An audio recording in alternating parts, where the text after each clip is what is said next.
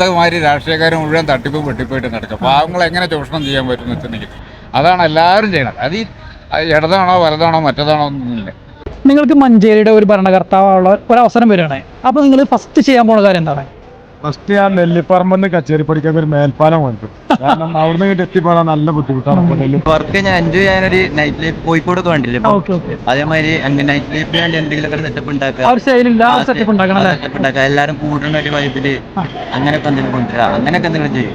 ഇവിടെ ഒരു railway station അല്ല, ഓക്കെ. മഞ്ചേരി ആദ്യമായിട്ട് റെയിൽവേ സ്റ്റേഷൻ കണ്ടില്ല. വയനാട് സ്റ്റേഡിയത്തിന്റെ സീറ്റിംഗ് കപ്പാസിറ്റി കൂട്ടും. Okay okay. കുറച്ചുകൂടി നിലവാരമുള്ള കളികൾ ടൂർണമെന്റ് നടത്താം. രാജ്യത്തിൽ പറഞ്ഞോളൂ.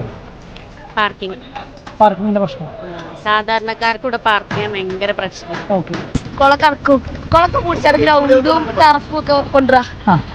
അത് കഴിഞ്ഞിട്ട് പിന്നെ ഉറപ്പത്ത് കട്ടാ, പിന്നെ ഓരോരോ അവധികൾ നല്ല അവധികൾ കൊണ്ടുവരാ. നല്ല അടിപൊളി മെഡിക്കൽ കോളേജ് നമ്മുടെ കോഴിക്കോട് മെഡിക്കൽ കോളേജിന്റെ അതേ ലെവലിലെത്തി. നഗരത്തിന്റെ വികസനത്തിന് വേണ്ടി പ്രവർത്തിക്കും. ഏത് മേഖല അത് നോക്കിയിട്ട് നമ്മുടെ നഗരത്തിന്റെ വികസനം, അതാണല്ലോ നമ്മുടെ ആവശ്യം. പ്ലാസ്റ്റിക് ഒക്കെ നിരോധിക്കും. നവീകരിക്കൂലേ മൊത്തത്തില്? Okay okay.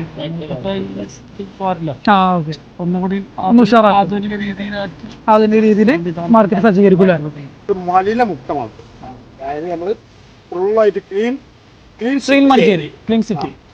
ഇനി മഞ്ചേരിക്കാരും ഇടപെടും. 93 കേരള.